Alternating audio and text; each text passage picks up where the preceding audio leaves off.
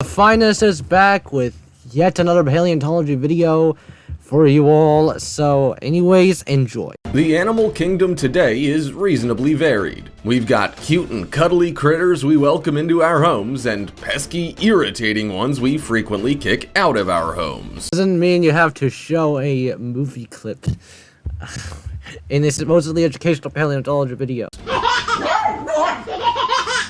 But you'll be thankful for even the most annoying ones when you hear what used to be around. Chill, bro. Why just put in Godzilla out of nowhere? Goodness gracious, I have no idea what's happening already. From a mega piranha to a giant flying bird. So there's going to be the Megapiranha. There's going to be something like Helicoprion sandersi instead of Argentavis, because everybody just includes Helicoprion sandersi but not Argentavis. I feel like everyone is also going to be putting in Arthropleura, Gigantopithecus, Titanoboa, Megalodon. These four. Just pluck them all in. There's nothing innovative about these paleontology videos. Here are 15 nightmarish animals you will be happy are extinct.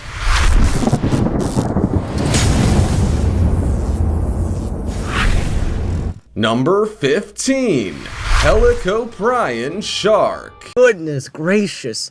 Also Helicoprion. Helicoprion is like mentioned in 20 of these paleontology videos. Should I skip Helicoprion at this point? Because like, I'm sick of seeing Helicoprion like every 200,000 times.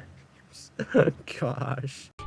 A lot of people are scared of sharks, and a lot of people are afraid of buzzsaws, which is fair as both can do quite a bit of damage. So what did Mother Nature do? Well, she combined both of them. Boy, we're pleased this combination no longer exists. The Helicoprion shark, as it was once known, was a holocephalid fish that had tooth whorls. This meant their teeth were arranged in spiral clusters set in their skull. But you're still showing outdated designs which just contradict your own statement for... Good God. Is there anything new to say? Scientists may never know exactly how the teeth were set in place, but there's every reason to believe they could inflict some serious damage. Helicoprion is like no other shark in the world ever. Implying that Helicoprion was a shark? No, the Helicoprion was not a shark, it was just shark-like. This type of shark existed around 290 million years ago in North America, Eastern Europe, Asia, and Australia. While there are no full fossils available to paint an accurate picture of this shark, there is enough data to paint some pretty specific ideas. For example, a tooth found in Idaho belonging to a Helicoprion was 18 inches long. That meant that its owner would have been at least 33 feet long. In current paleontology standards, 33 feet for Helicoprion is just completely and utterly ridiculous. Probably not utterly ridiculous, but like, just outdated. Or maybe it's a super high estimate. So, this video was made in 2020, August. Alright, so I guess I shouldn't be too harsh then. Another, measuring 24 inches, put the owner at about 39 feet long. Now, that estimate is actually a ridiculous estimate. Who knows, they may have even been babies. We're just pleased they're not around for us to know for sure. Before we go on, like this video, smash the subscribe button, and click the notification bell right now, or Slenderman will come from under your bed while you're sleeping.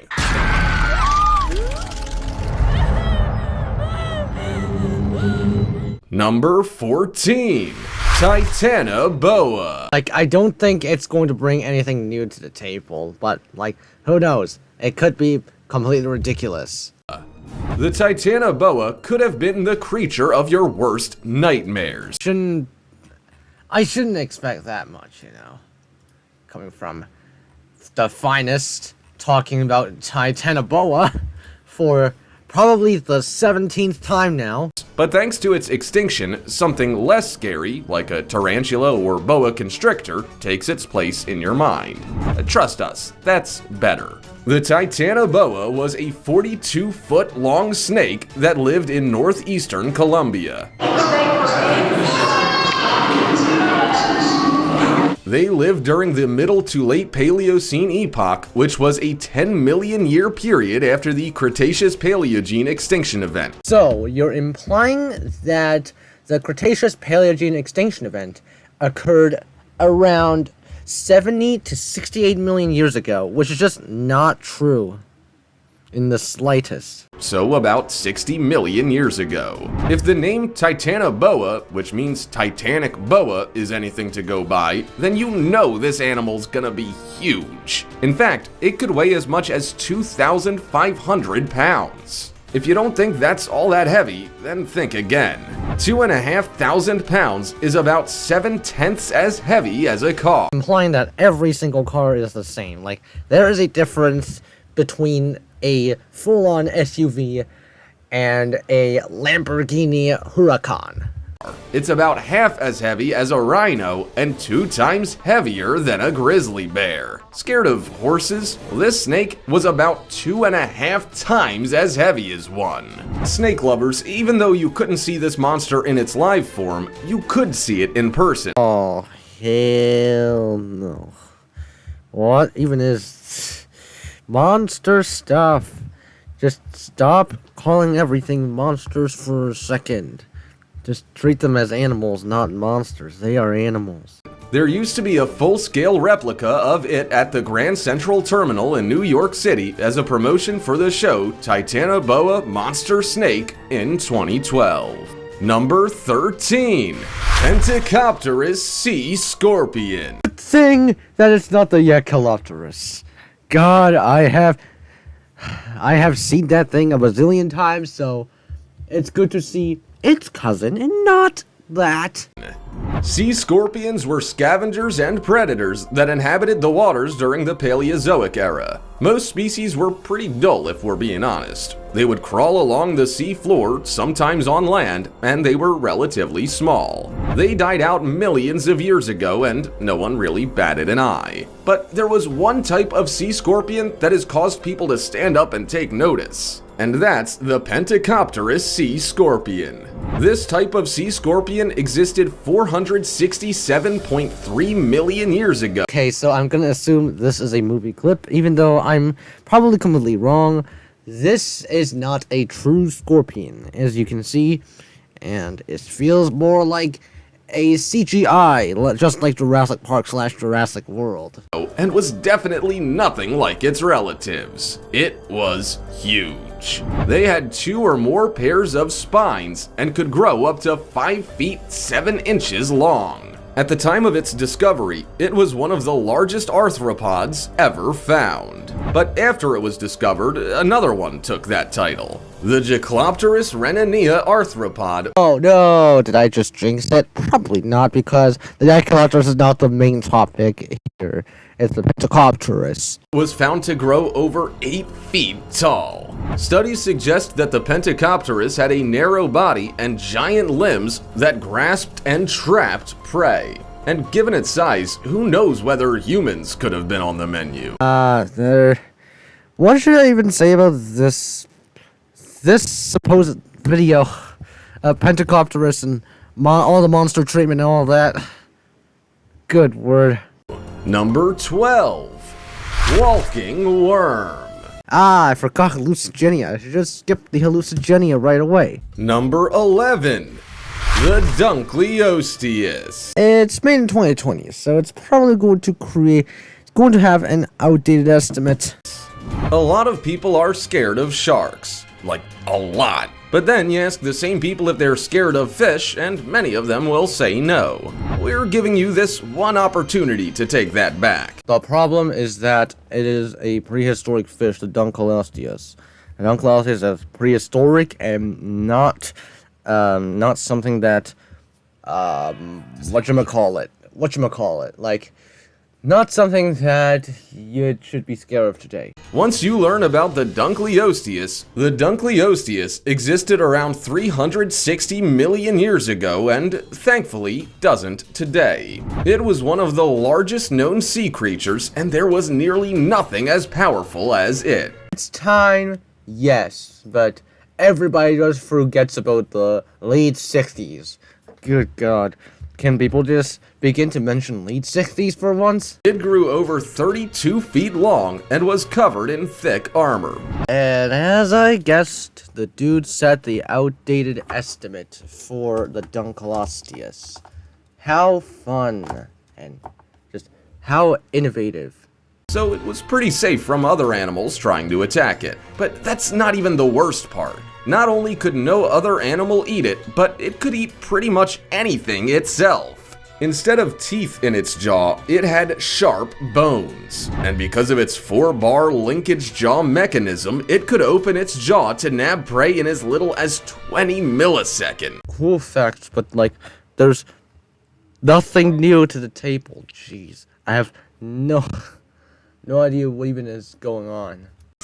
Once it closed its jaw, its bite force was estimated at about 1,664 pounds at the tip. That's forceful enough to cut through dermal armor. There are already enough scary creatures in the ocean, so we're pleased the Dunkleosteus is no longer one of them.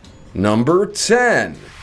Tyrannosaurus Rex. Of course, T-Rex had to be plugged into every single one of those paleontology videos and just not at the top like 700,000% of the time. Ask any child what their preferred dinosaur is, and 9 out of 10 would say it's the T-Rex. Okay, we haven't actually done the math on that, but we can't be too far off. To prove it, you need to do what's called a survey, not just math itself. Do a survey and then do math.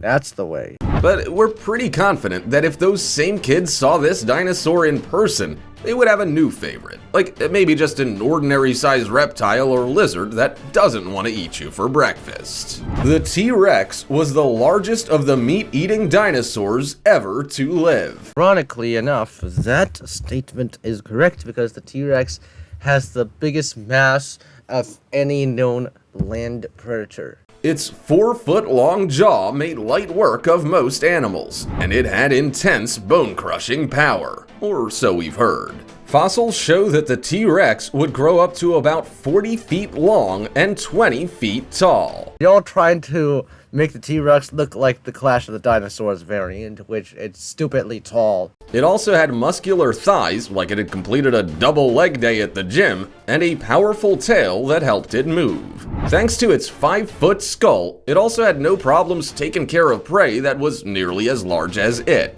Triceratops, Ankylosaurus, and Edmontosaurus for adult Rexes. And all three are very formidable opponents. Trike and Anky would win against T-Rex more, actually. But it wasn't only the skull that helped the T-Rex be at the top of the food chain. Its teeth did a mighty fine job, too. They had serrated, conical teeth that could grip and pierce flesh before ripping it away. We're sure if their tiny forearms were a bit longer, these could have been useful for grabbing food, too. No one has to continuously joke about the Rex's tiny arms. They are still used in like preventing other T-Rexes from biting them, for example. Number 9.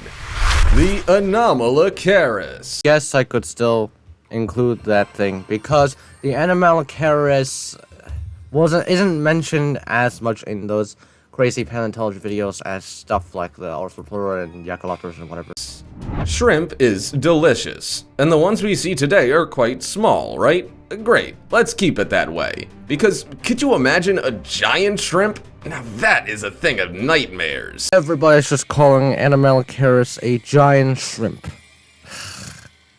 The Anomalacaris were huge shrimp-like creatures that lived about 500 million years ago during the Cambrian period. Their name translates to abnormal shrimp, and that's pretty accurate. While they look a lot like a shrimp, they were far, far larger. In fact, experts believe they may have grown up to around 3.3 feet long. Imagine trying to fit that in your cocktail glass. The thing is, who's going to do that besides, I don't know, not even kids would do it because of instincts. Probably just... Can I even say anything without being derogatory to, like, anyone? Goodness gracious. They had 11 pairs of flexible flaps on their bodies that helped to propel them through the water. These flaps sloped down to act as a kind of fin to help with its swimming. They also had a disc-like mouth called an oral cone and 2 giant appendages on the front of their face. Given their size, you can only but imagine their diet. They were definitely predators and fed on soft-bodied organisms. However, there's a bit of evidence to suggest that they may have even taste-tested the odd trilobite or two. Trilobiter. Is that a good way to describe those trilobites that existed? Like, what is this video? What even is this? These sea creatures aren't exactly pretty, so we're pretty happy they're extinct. Number 8. The giant short-faced bear. Arcturus. Is there anything new in these this particular paleontology video? Is one of the worst examples of there's nothing new. Gee, scientists aren't very original when they name new animals they find, are they? They see a new species of large bear with a short face and they say, oh, I know, let's call it a giant short-faced bear.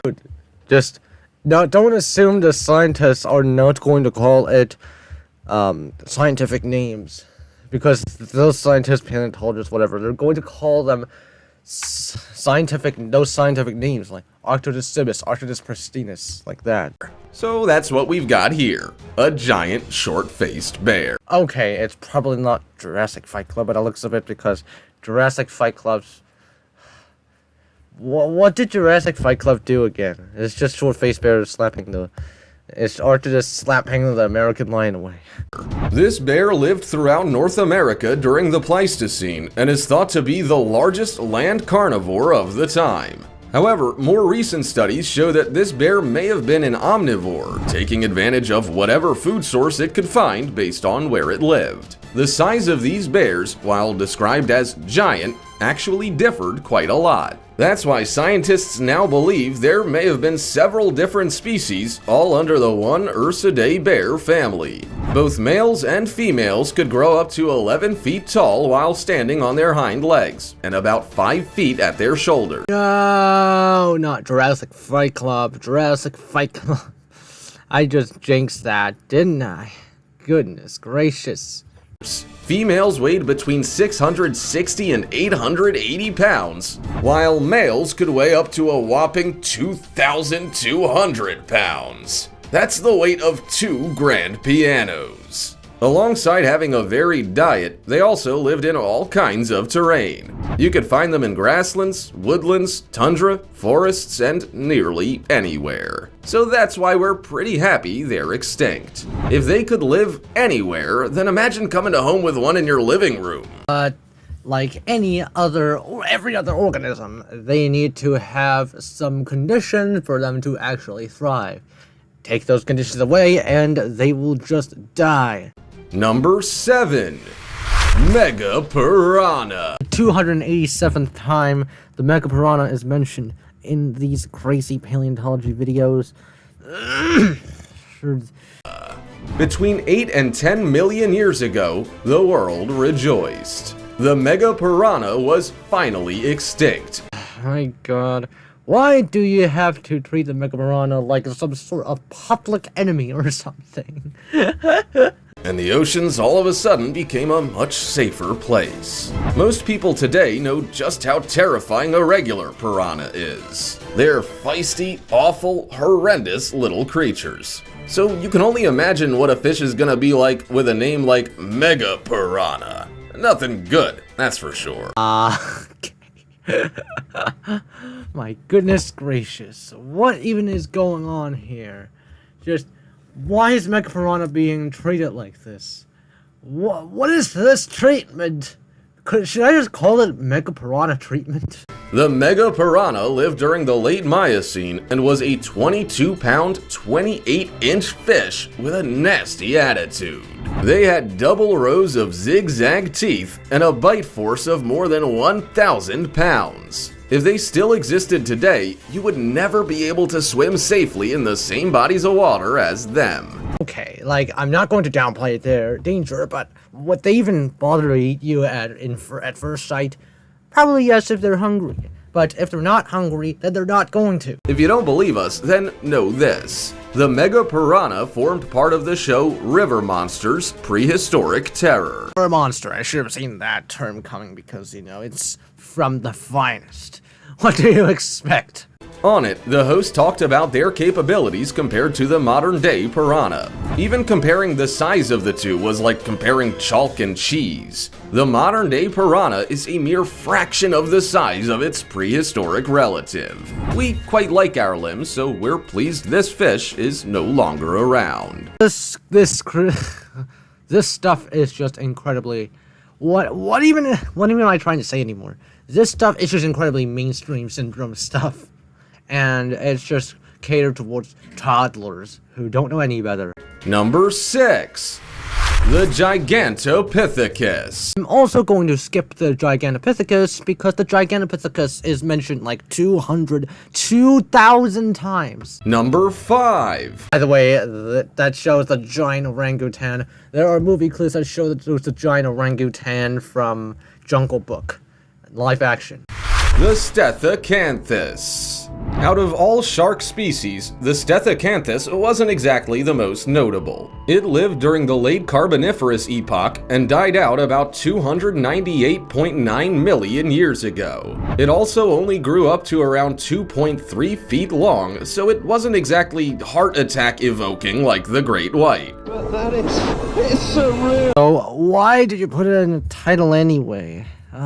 15 nightmarish animals. They're supposed to be nightmarish. Good gracious. You're saying the Stethacanthus was not as scary as the shark, so it's the great white shark. So why just put it in?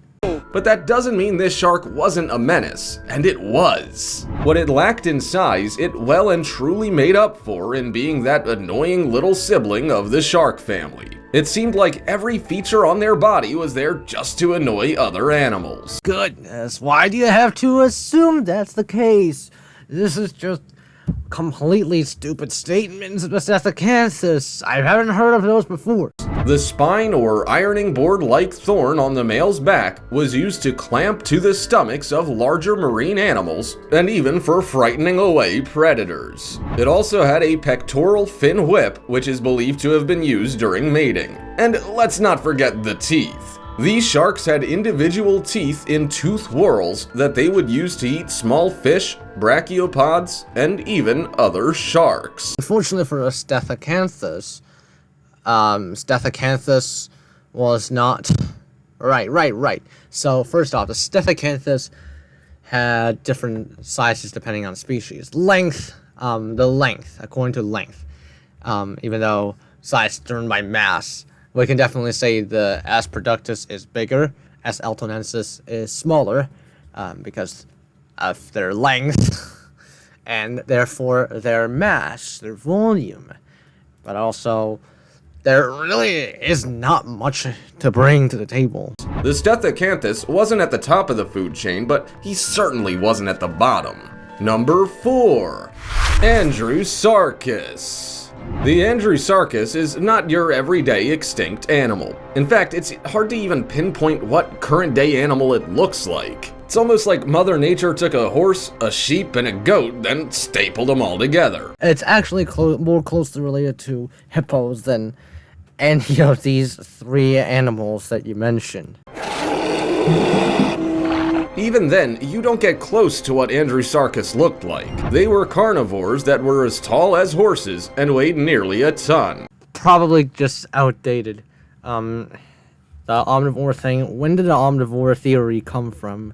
When did the omnivore theory come in? I don't...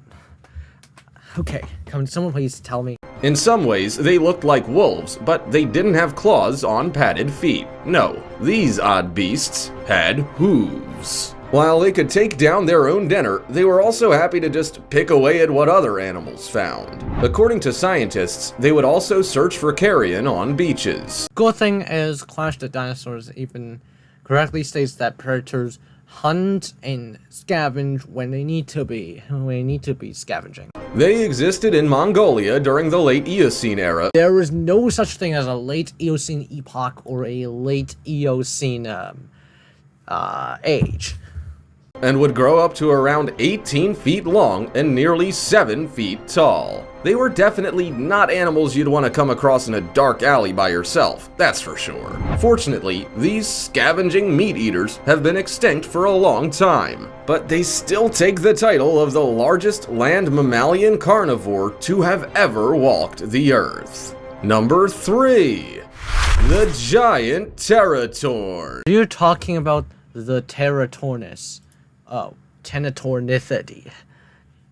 Very large birds of prey, related to New World vultures. Did you know that around 12% of the United States population has a fear of being around birds? But if the Argentavis magnificens or giant Teratorn was still around, we'd go ahead and ramp that up to 99%. Oh, nice! We actually have Argentavis being talked about for once instead of the Paleontology sandersi. Hooray! We have actually the largest flying bird to have ever lived. You don't just put giant in the name of an animal for no reason. The giant Teratorn was a massive flying bird that used to live about 6 million years ago during the late Miocene. It lived for 9 to 6.8 million years ago. Okay, why did I say 4? I should be saying around.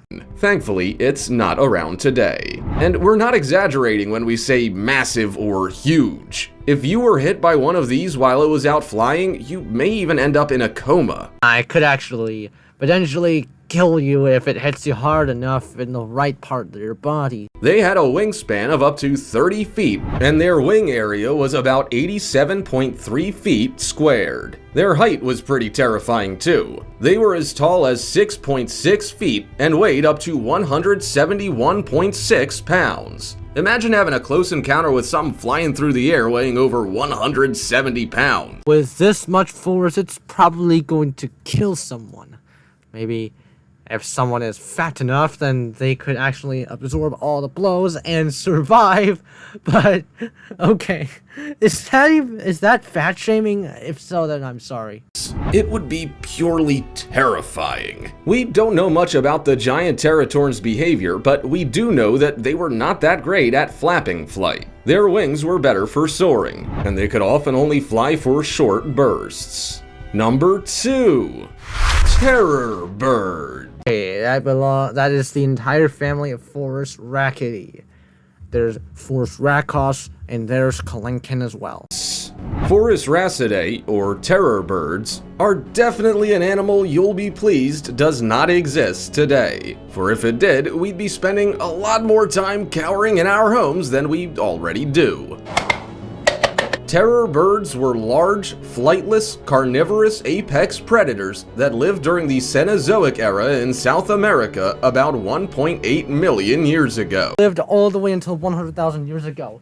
Also, by the way, all of these paleontology videos just purposely group the entirety of, the entirety of Forest Racidae into one singular list and one singular part of... Gosh. These birds could be up to 10 feet tall, and they used to split their time between North America and South America depending on their migration patterns. However, when humans arrived, it wasn't long before they were extinct. Good riddance. These terror birds had strange necks that were divided into 3 regions. The flexible design of their neck meant that they could strike with their heavy head at great speed and with incredible power. And once you were hit in the face with their face, it was game over for you. That depends on if they're hungry or not. Like, I don't know if this is another sort of whatchamacallit treatment again. Megapiranha treatment? No, that's not Megapiranha treatment. That's not nearly as bad as Megapiranha treatment. But while they were obviously strong, they were fast too. They could run at 30 miles per hour, which meant that they could take down other fast animals like rabbits as a light snack. Even though they could probably be big game hunters, the research shows that they were more likely to dine on small animals out of convenience. Number 1. The Megalodon. Of course, it had to be the Megalodon. Wait, is there a clip that I saw? There's a Megalodon with a red tint. Is that going to be the red Megalodon? It's probably of no surprise to anyone that the Megalodon is one of the most nightmarish animals that we are happy are now extinct. Not all of us are all that fond of the sharks we have now, so it's only natural that we dislike the larger, scarier, extinct ones too. The Megalodon lived around 20 million years ago and died out about 3.6 million years ago. So I feel like there isn't going to be anything new in this Megalodon segment because it's going to be just absolutely crazy. There's nothing new. There's nothing new. Nothing. It was that large, vicious, and mean that it dominated the oceans up until its death. They grew up to about 59 feet long and with jaws so powerful that they had bite forces of about 40,000 pounds. Scientists still regard the Megalodon as one of the most powerful and largest predators to have ever lived. Oh, I forgot to skip it. Well, I'm not going to skip it. Okay. We're close to the end though, so let's just continue enduring the whole thing. They would target whales, sea turtles, and seals, and would break through their chest cavities to puncture their lungs and heart. As you can imagine, that wouldn't be an enjoyable experience to have. These sharks had a similar build to the great white, but with a blunter and wider jaw. Their fins were also quite similar, but thicker. If the Megalodon were still alive today, you wouldn't be able to escape it. They lived in Europe, Africa, Australia, and the Americas. That clip over here, you're not even showing the great white. Okay. Yeah, no, there's nothing new to the table. I'm so sorry, but this paleontology video just gets a mainstream syndrome out of 10. There's a person who suggested paleontology bingo. I probably should do it soon. Like, I probably should try and switch up my content a little bit more because I'm at over 10,000 subscribers now, and I can't just stick with the same content forever. Which meant nowhere is safe. Phew, we're glad they're no longer here. Every day, we lose around 150 species. That means we lose about 10% of our wildlife every decade. But let's be fair, no one's gonna shed too many tears for a mega piranha with a whopping set of meat-eating teeth. Which animal do you wish was extinct and why? Also, check out our other cool stuff showing up on screen right now. See you next time. And that's just another wrap up for you. Thank you guys for watching. Hope you enjoyed. I'll see you on the next one.